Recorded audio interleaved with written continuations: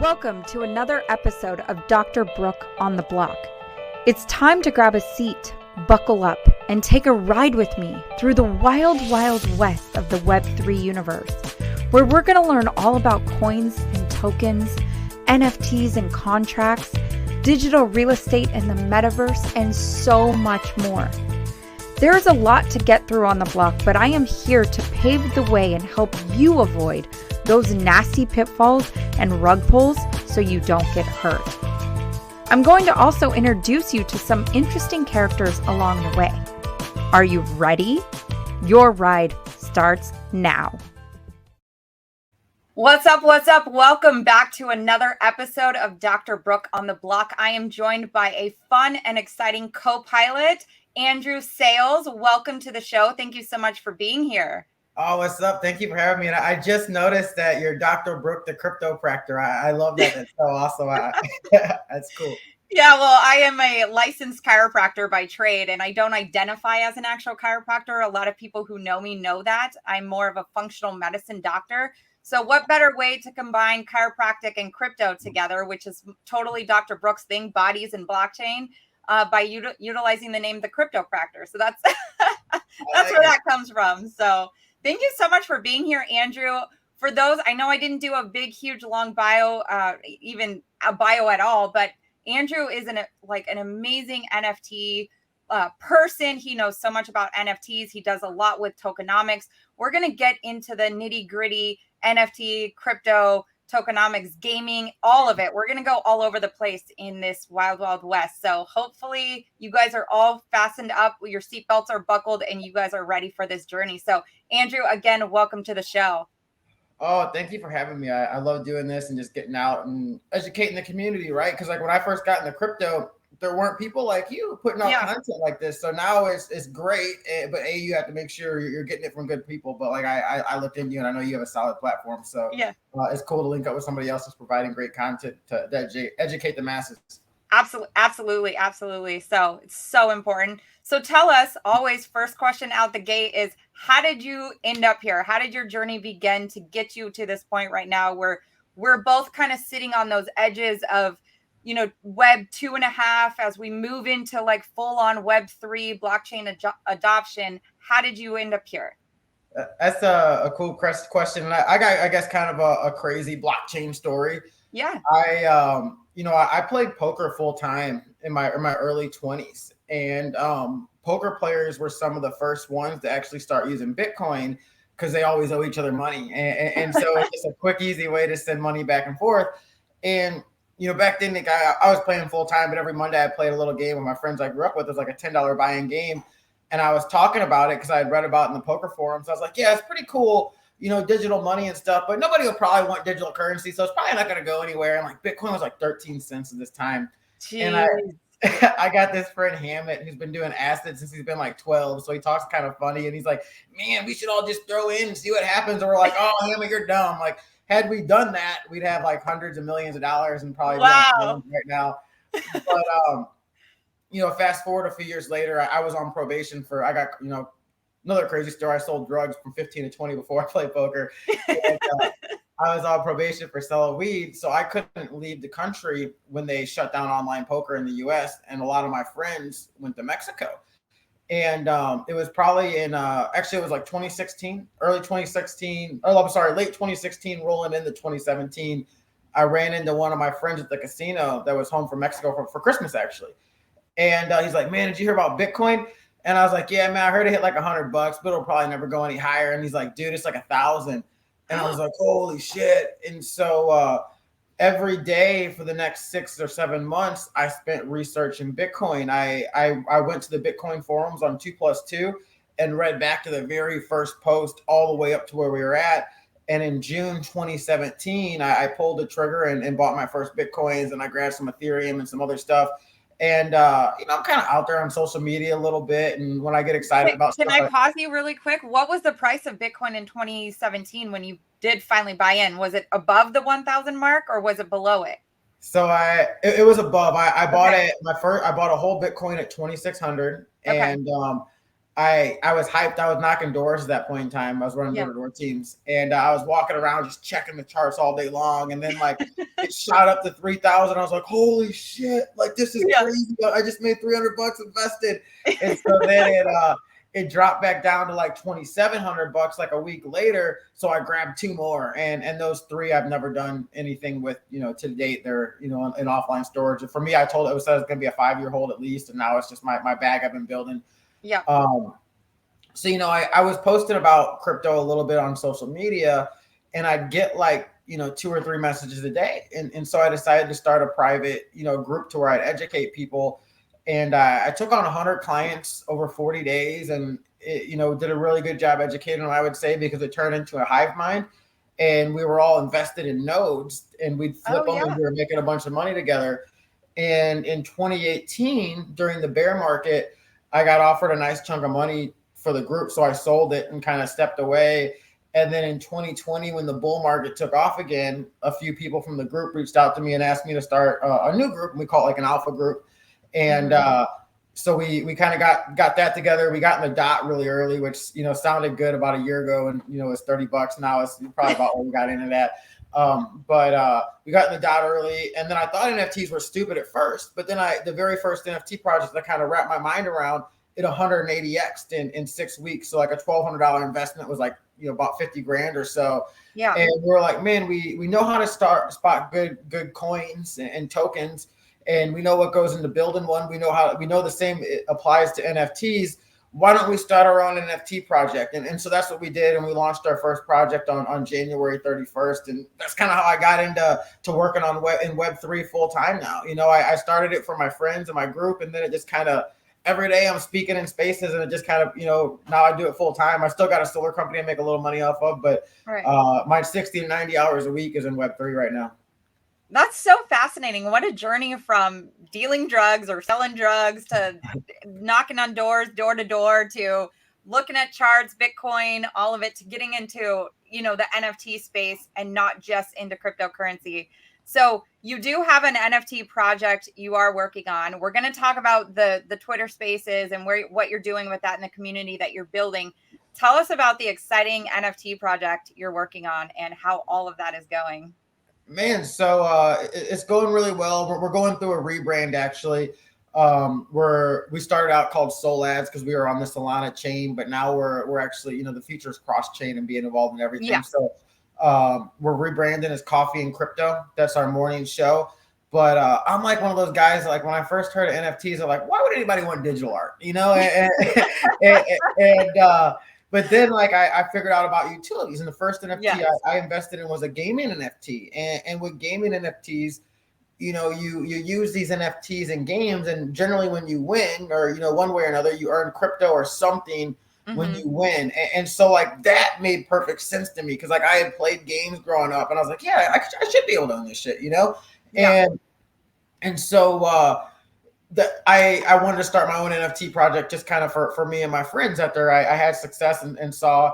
So we ran the numbers for last year, and we figured out that blue chip NFTs, and what we consider blue chips, about 5,000 to 6,000 plus, they provide the same stability as the type of NFTs most people are gambling on. So like cheap NFTs.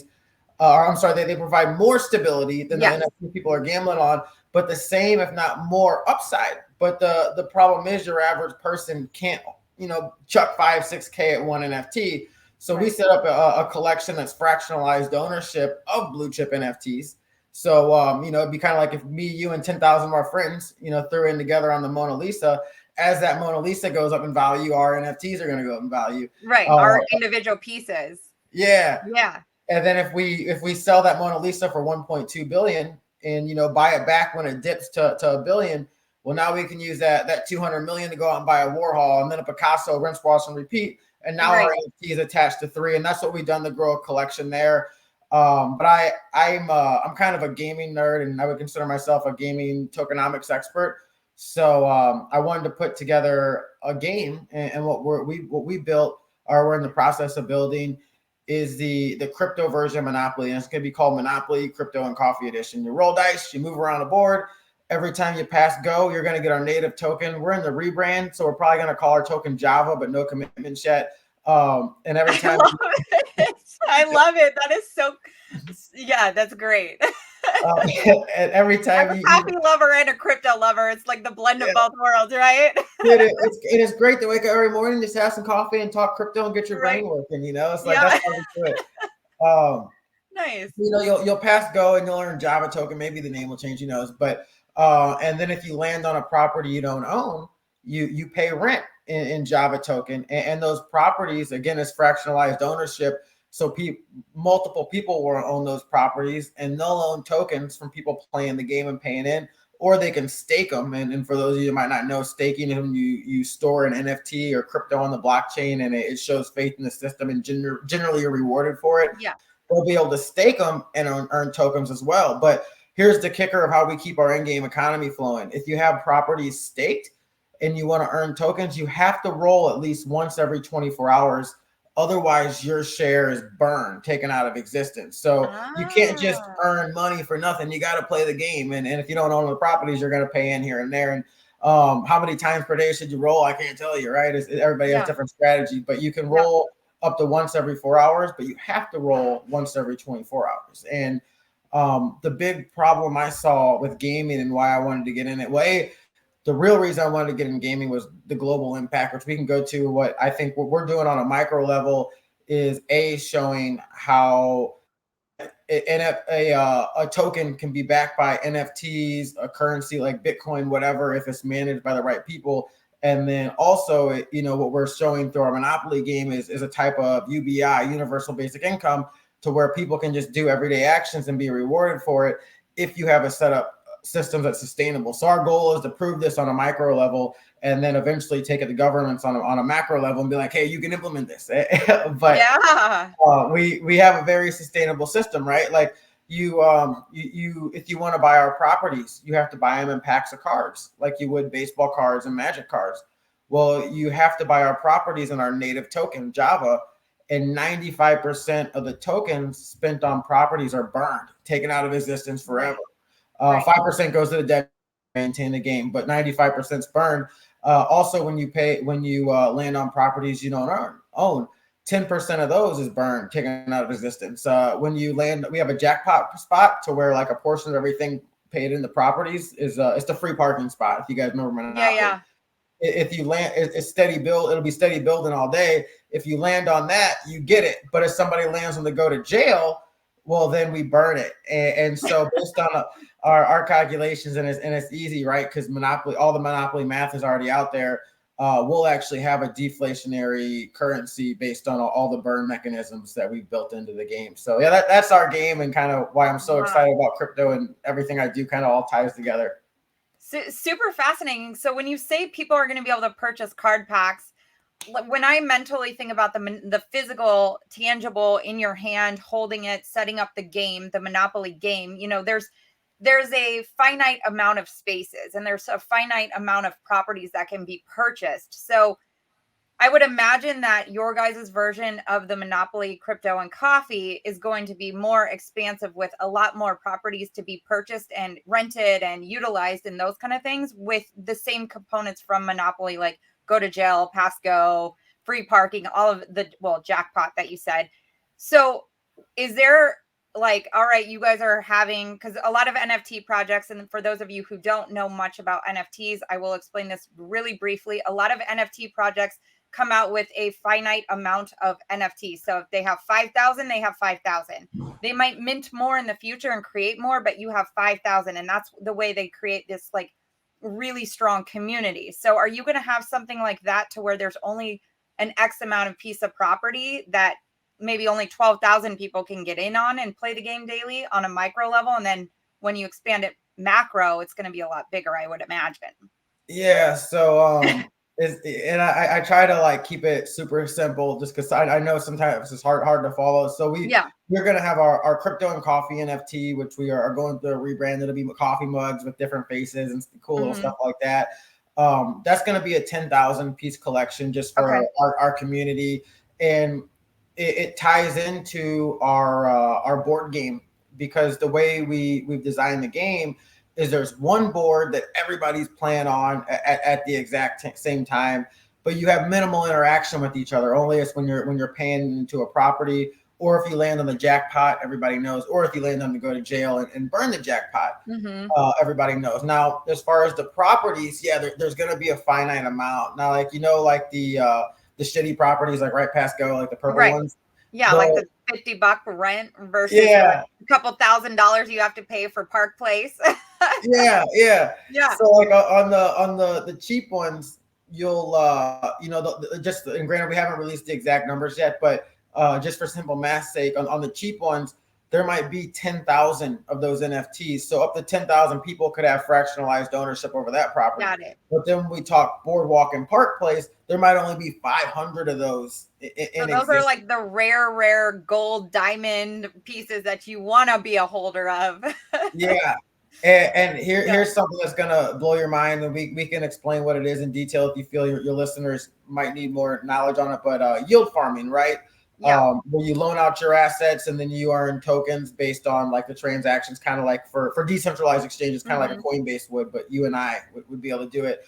The big need that I saw in a lot of these games was that they don't have sustainability because there's not liquidity for tokens. So what I've designed into our game is we heavily incentivize investors to provide liquidity. So if you remember in Monopoly, the key is to get all three colors of the same property, and then you can really wreck people with hotels and stuff. Well, in our game, since everybody's playing on the same board at the same time, we really couldn't do the hotel thing. But what happens is if you get all three properties of the same color, the output from staking increases by 3. So instead of earning 10 tokens per property per day, you'll earn 30 tokens. But the kicker is our key properties to get the monopoly, the final piece, can only be achieved by providing liquidity or by buying on the secondary market, but they'll probably be expensive. So by providing liquidity, you'd have to take our Java token and our USDC or Solana, whichever one we decide for the liquidity pool,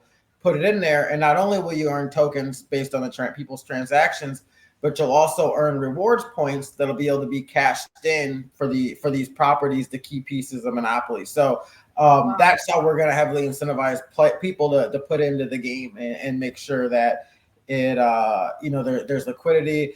And then kind of how we make it super sustainable is there's obviously got to be winners and losers. Well, we give away a blue chip NFT every single week based on an in-game achievement. So when the game goes live week 1, whoever goes around the board the most amount of times is going to win at the Gods NFT, and their floor is about like 350 Solana right now. So there'll be plenty of whales that come in and to try to win these blue chip NFTs, and they know that they're probably going to lose, but people will gamble to win a blue chip NFT. It is what it is.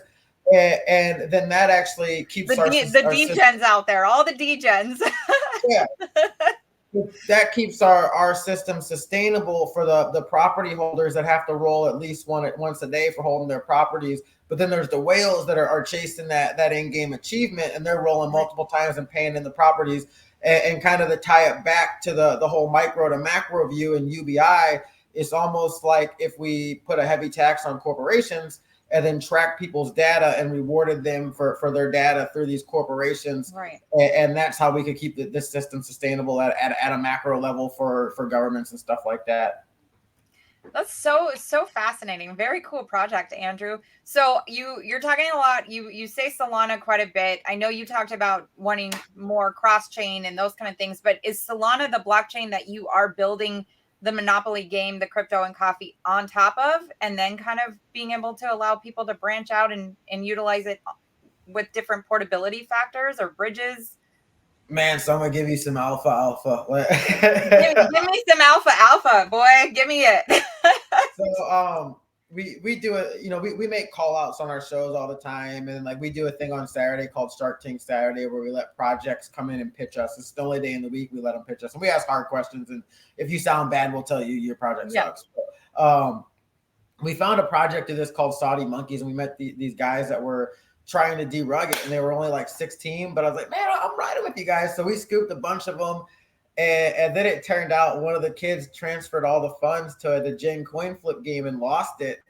And And so we were like, but they were like, hey, why don't we just buy this off them? So we made a deal to buy the project off them.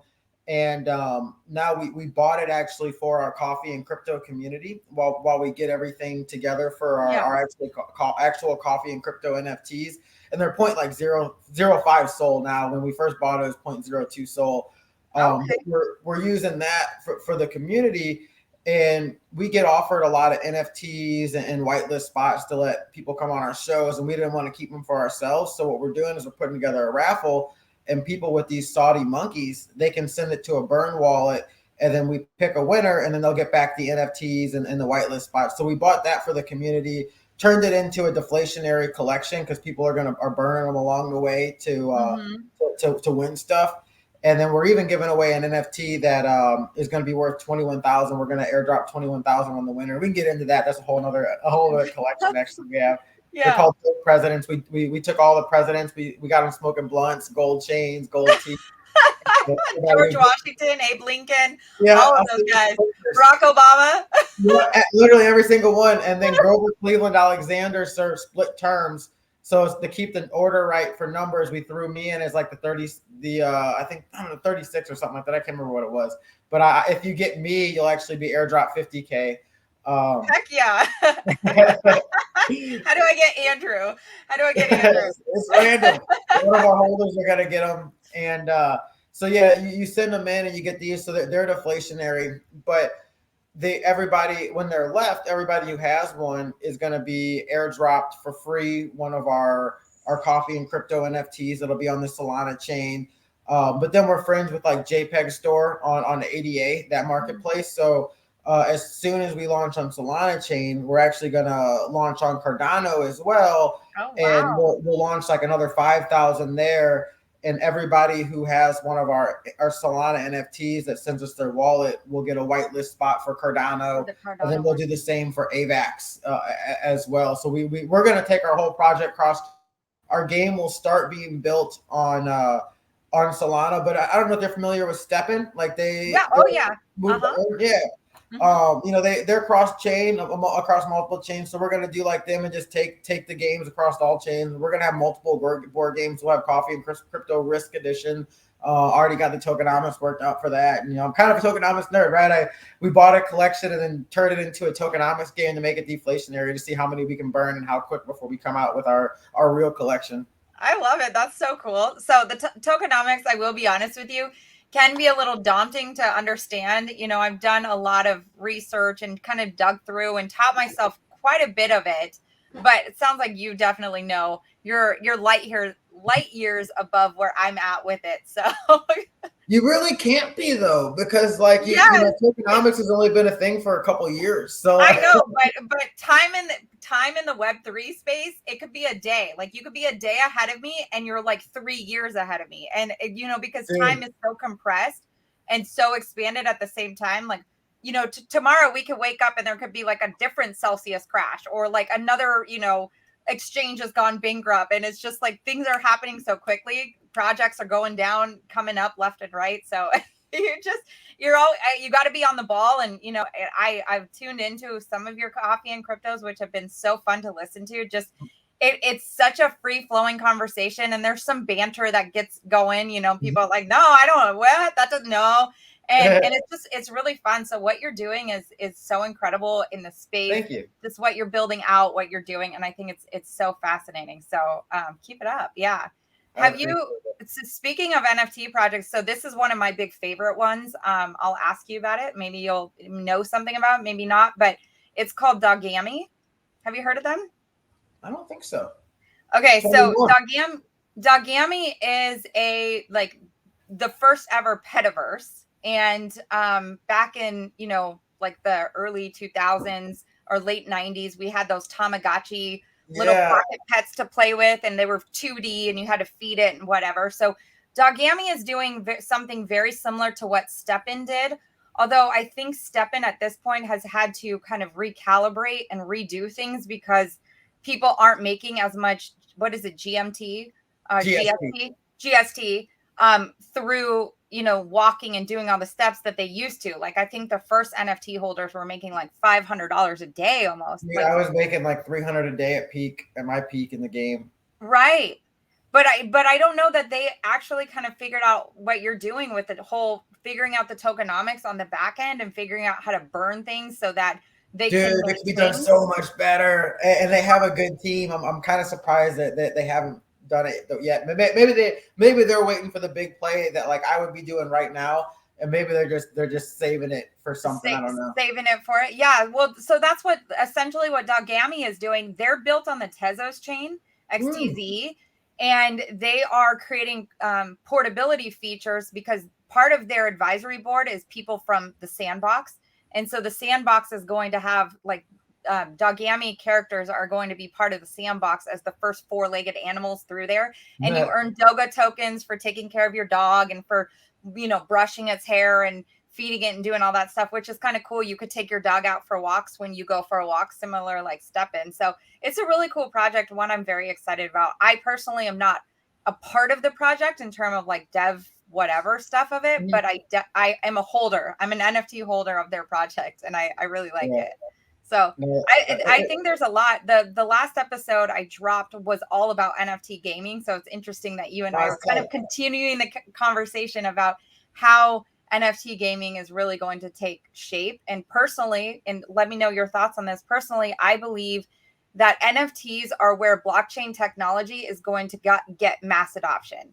And it's not necessarily just through gaming, because people are like, well, maybe I don't play games, but it's going to come through how you travel. Your airline ticket is going to be an NFT. Like Southwest is not going to just give you a QR code anymore. It's going to be a cool little collectible. You'll have your health records in there. Like businesses will have their supply chain through NFTs and whatnot. So anything to add to that? Yeah. So, I think mass adoption happens through NFTs, and I think people do it without even realizing they're using NFTs. So I'll hit two examples, kind of my theories on what you just brought up with gaming and then music. So with gaming, like Xbox could do it seamlessly, right? To where like people they won't mind being on a blockchain, but if you tell them like you got to have NFTs in a wallet, they start getting freaked out. Mm-hmm. But Xbox could have a wallet tied to your Xbox account, and they can just call it the vault. And in the vault, like let's use like Call of Duty, for example. Like I don't really play video games much anymore, so like maybe I'm a little out of date on some stuff. But let's use Call of Duty, for example. And like if it was tied to NFT ownership, when you started out, you'd have to use like this, this little gun that sucked. But as you play the game, you can accumulate points and get an extended magazine, get a site, make it fully automatic, all kinds of stuff for it. And then, then you're able to go around and kicking everybody's ass. And like, I grew up poor. So like, I would have to like start out and build it up and upgrade in game. But then like, the kids that lived across the park from me, that they grew up rich, maybe they just want to kick everybody's ass day one.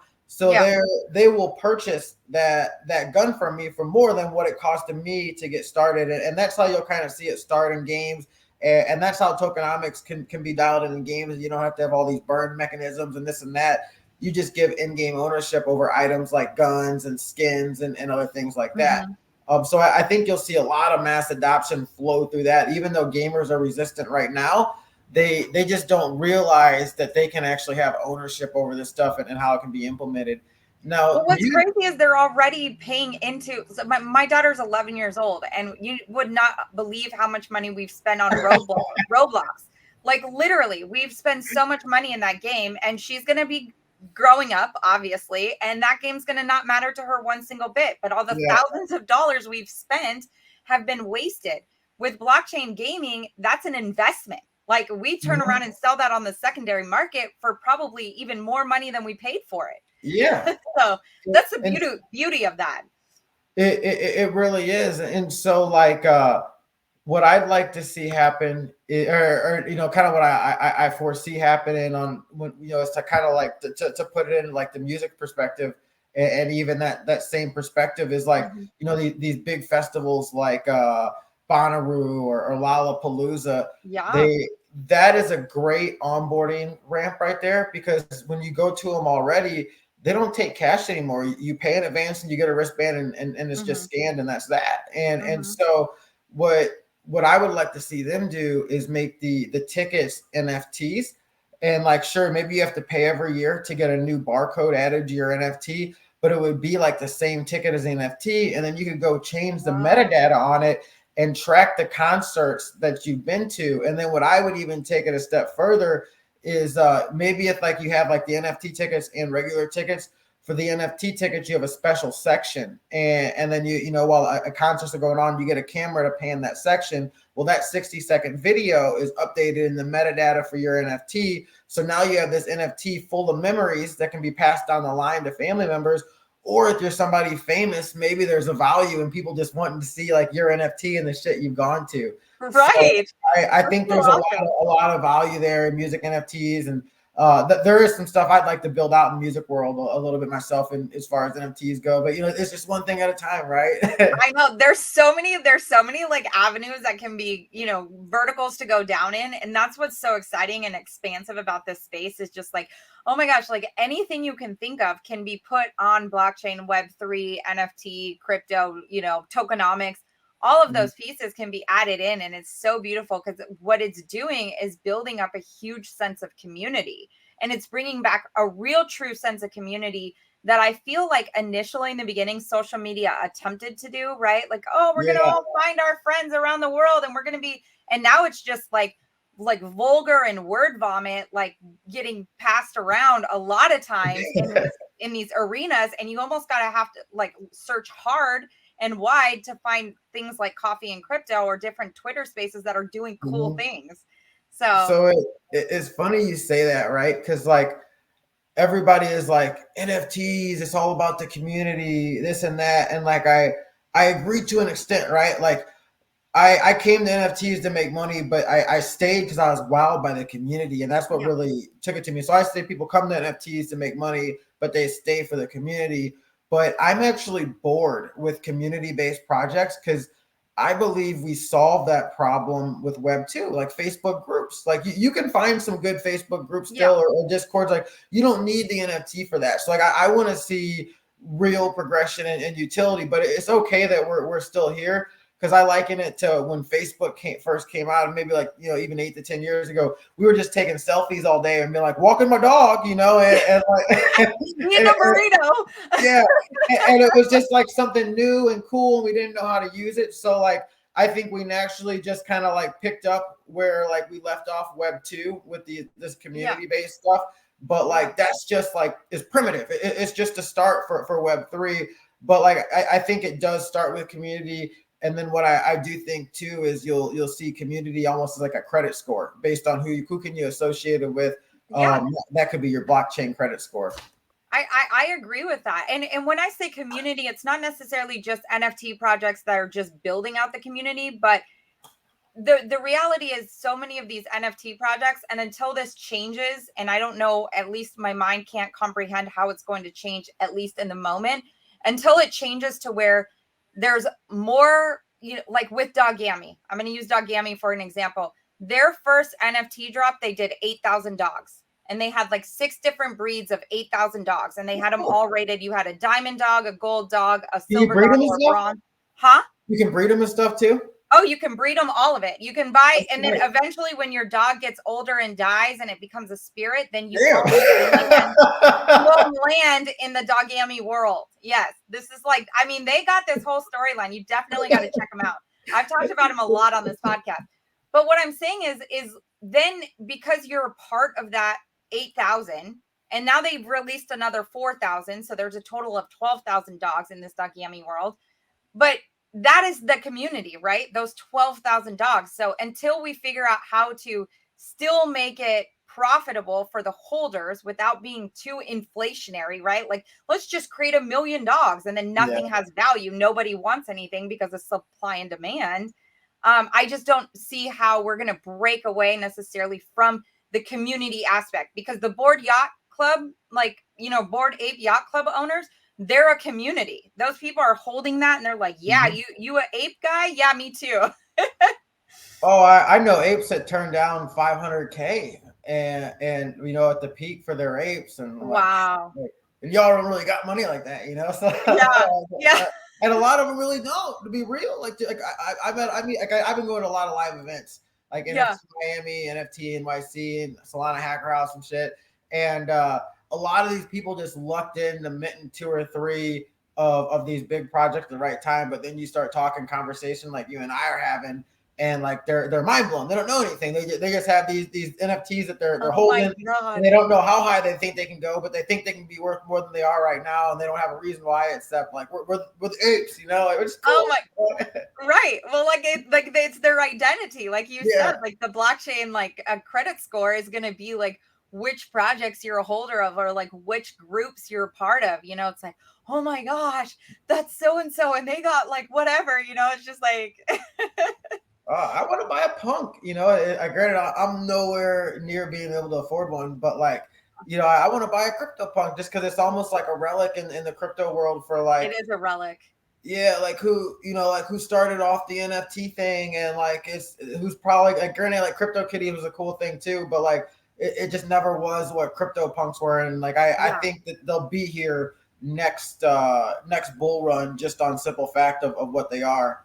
Well, yeah, on what they are and the fact that they're like first like in the space, you know, so that creates a sense of collectability to a lot of people. Like you talked about the Mona Lisa, right? There's one Mona Lisa. It's Yeah. like whoever is the holder of that is just like, oh, you know, people get all like freaked out about it. So it's a cool space. So it's so fun. It's fun engaging with people like you and talking about it and in what the future and how far do you think we are away from like true mass adoption? So some of the statistics I've shared on the podcast already is that we're sitting roughly at like 3 or maybe like 3.8, 4.2 roughly in that percentage of global population, which equates to like 4 million people Yeah. barely that are globally using crypto. So you and I are in this space and we're meeting tons of people and we're engaging in. So it feels like the world is vast.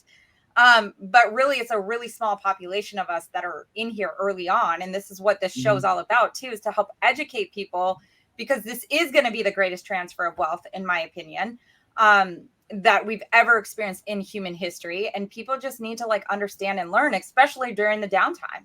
So how long Exactly. do you think? Like years, months? We got decades. Must be pretty cool, but you know, Right? I think it's years, right? Like I think this like I think we're officially bear. I don't think we found a bottom, but during this bottom, I think we see a ton of institutional type money come in, which will Mhm. probably spur the next bull run. And then there'll be another one where people will say, "Oh, it's over, it's finished, we missed it." But I think at the end of that, so about 5 years from now, I think there's going to be that start of mass adoption. And then Yeah. I think mass adoption will probably play out over about a 5, even 10-year period to where a lot of people have the belief that retail and everybody is like the average person's going to use it and, blockchain and NFTs, and then corporate's going to have no chance, but no excuse but to. But I think it's going to be the other way around to where major businesses and corporate use it, and then they essentially onboard a lot of people who now are using it seamlessly and maybe not Yeah. even realizing in some cases. So like I think we start it in like 5 years, and then somewhere between like 5 and 10 years after that, we'll probably all be walking around with like goggles and shit. And then it'll be tied to your wallet. And if you hold like the Starbucks NFT, you'll get a notification there's a Starbucks a mile away that has a special for holders. And then you can Yeah. have your Google Maps, guide you there. You And there it'll all with operate your goggles blockchain. on. Yeah. So, I think that's realistic in a 10-year period, maybe 15. But I think you see progression into it to where that the corporations that are going to lay that groundwork are going to be accumulating the assets that they're going to build it on, in a 5-year period. But then that stuff doesn't get built overnight; it gets built out over another 5 and 10 years. Absolutely. That you brought up an interesting thing there about corporate. And I have to say, I think I agree with you in terms of it's not necessarily going to be retail investors from the get-go that's going to turn around and upheave and put this all, into excuse me, into mainstream. But it just recently, like what, 2 days ago, I think Tiffany and Co. came Yeah. out with the fact that they're starting their own NFT project. So you hold a Tiffany project and maybe you get some Tiffany diamonds or jewelry or There's only something as a holder. 250 of them. Huh? It's 250 for a $50,000 mint. Wow. Yeah. Yeah. See? So they're doing that. And then I just heard that Gucci is accepting ApeCoin for products. So you can buy a Gucci bag or a Gucci shirt or whatever you want from Gucci using ApeCoin. So it's cool to see that different corporations are starting to utilize or trying to be first mover advantage in their industry, right? Like, okay, we see that this isn't stopping. People are definitely, there's a lot of attention going here, and we want to make sure that we're here before they get there. So even artists, I've heard about musicians that are getting into the space and utilizing NFTs for concerts and things like that, which is really cool. Well, a little more alpha for you. We have a vodka company that's reaching out to us for some consulting, and they're actually gonna sponsor coffee and crypto. We're gonna start giving away vodka every month to our listeners. So cool. So like, yeah, corporate is coming out, and like, you know, like people like you and I are who they need, because you see a lot of these corporations are gonna mess it up, right? Because like, you know, like I think it was McDonald's. They're building out on Ethereum. And like McDonald's clientele doesn't own Ethereum, and people that own Ethereum don't really go to McDonald's. Like, because I'm not paying $600 in gas fees for a cheeseburger. And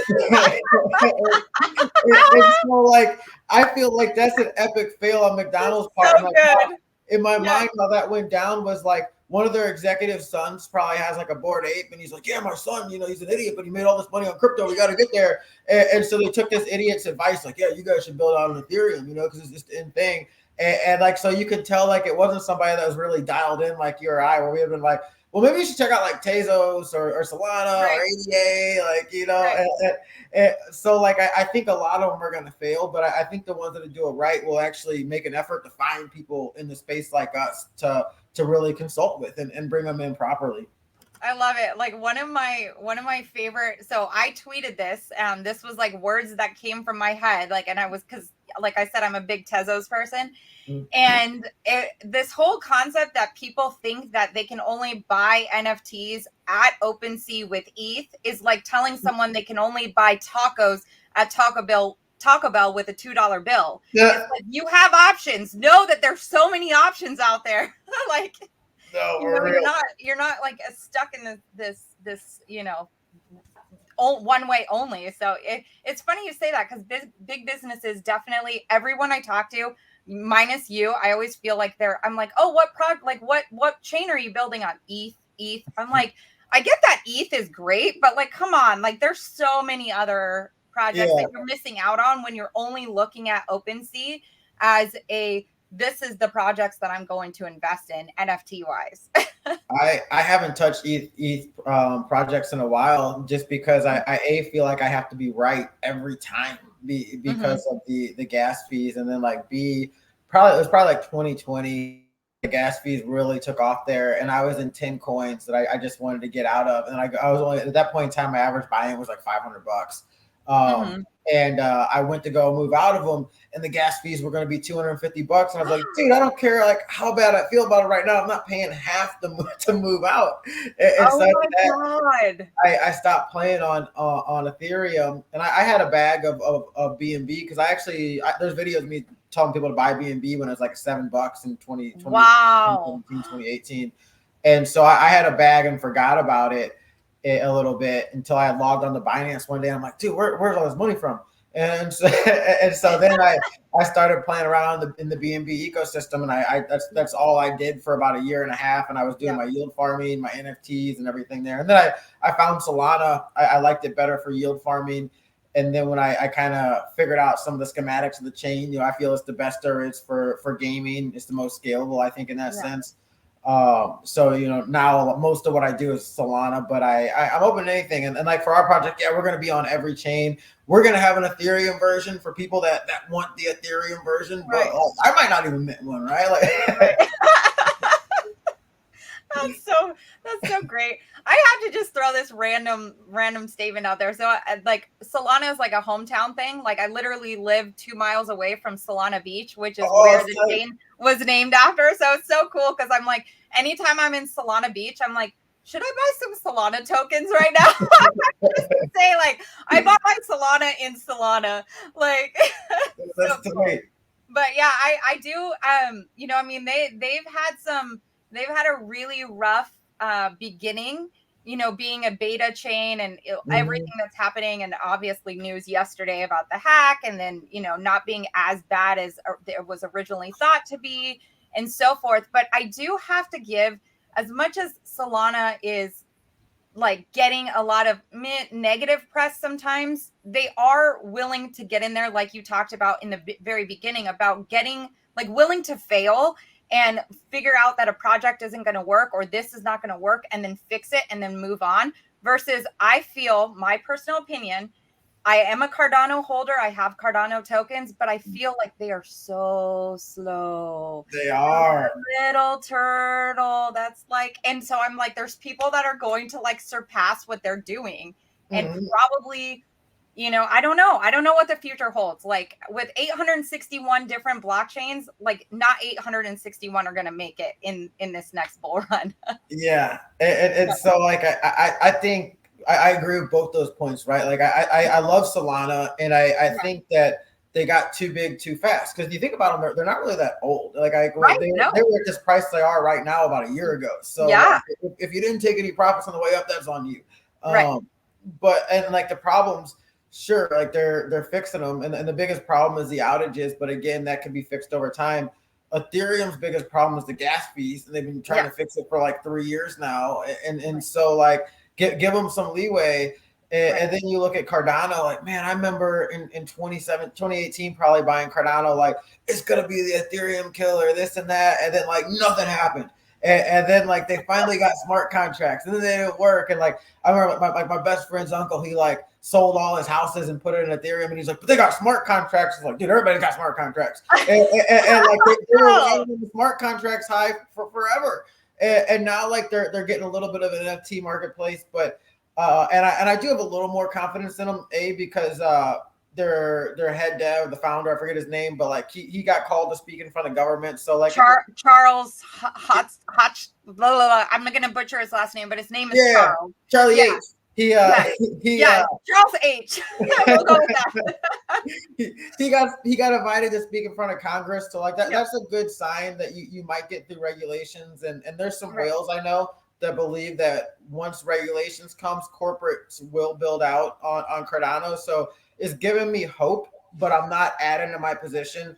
We are going to release there because they do have a little bit of activity, and we do want to support our friends at JPEG Store, because they actually do run a really, really good marketplace. And I think other marketplaces like Magic Eden and even OpenSea could take notes from JPEG Store, how they operate things and avoid rugs. So we want to show some love and support there. But man, if Cardano's going to make it, I feel like the layer one space is going to be so much more competitive the next time around with bull markets, that you just can't rely on what you're going to do. People are going to want results right now. Absolutely.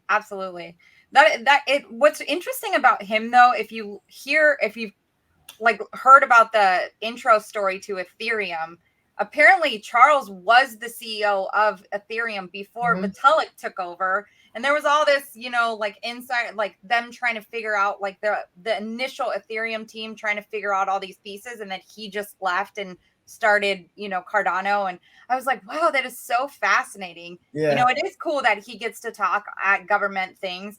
I'm having this war inside whether I think that we need the regulation, because part of the whole idea of blockchain is this decentralization aspect. And then you have the SEC coming in and deciding what they're going to do with XRP and how they're handling Ripple and what they want to do with Coinbase and these 9 tokens. Like it becomes so sticky and messy. But I also get the fact that too, we will never achieve mass adoption if we don't have some sort of like order. Because right now we have chaos, and people aren't coming in on chaos. Yeah. So like, I think there's a spot for both, right? Like Bitcoin is the king of decentralization. I don't think anything will ever be able to do that better than Bitcoin. Now, when it comes to other things, Bitcoin's almost ancient at this point. But decentralization, the gold standard, the market standard, that's Bitcoin. and that will stay what it is. Now, like these other blockchains, as far as smart contracts go, and being able to build on top of it, you want centralization. You want that. You just want that there to be for things to be able to be fixed and be able to be fixed in a timely manner.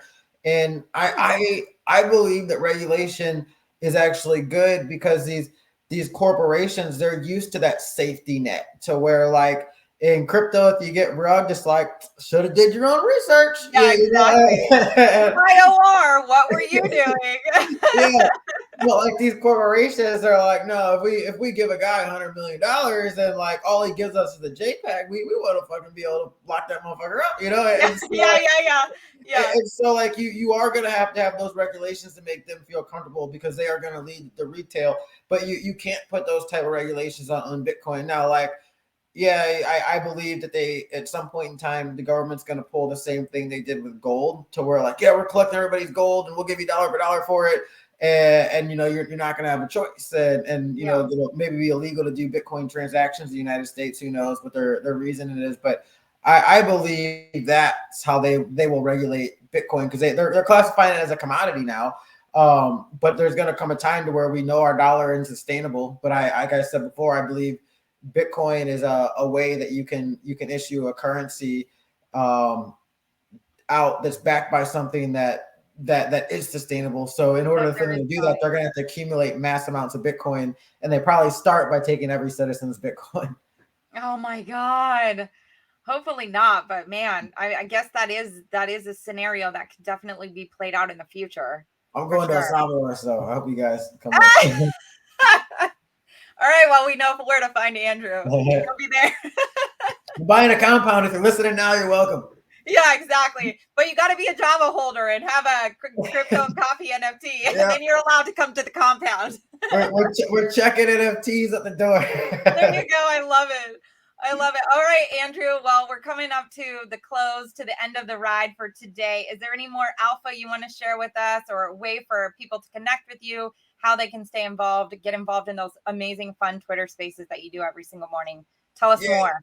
So I'll give you a little bit of alpha. I'll close out on it, and then I'll tell you where you find me. So you can find me at Close Some Sales, SAYLES, like my last name. It's my title on here. That's my personal Twitter. Our show Twitter is Coffee and Crypto Daily. We decided to just start it, so doesn't have a lot of followers yet, but go follow that. We do that every morning at 9:06 a.m. Central. So I'd love to see everybody there.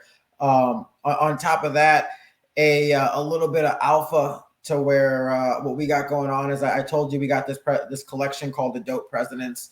What we did is we invested in a NFT project called Scoby, and they're going to be the social media of NFTs. So based on the NFTs in your wallet, you'll have different levels of access, different friends, stuff like that. Kind of like a credit score of NFTs. Web3, yeah. Yeah, and then also like profits are driven back to creators and the users instead of Mark Zuckerberg, making billions of stuff. But absolutely. We made a strategic investment in them.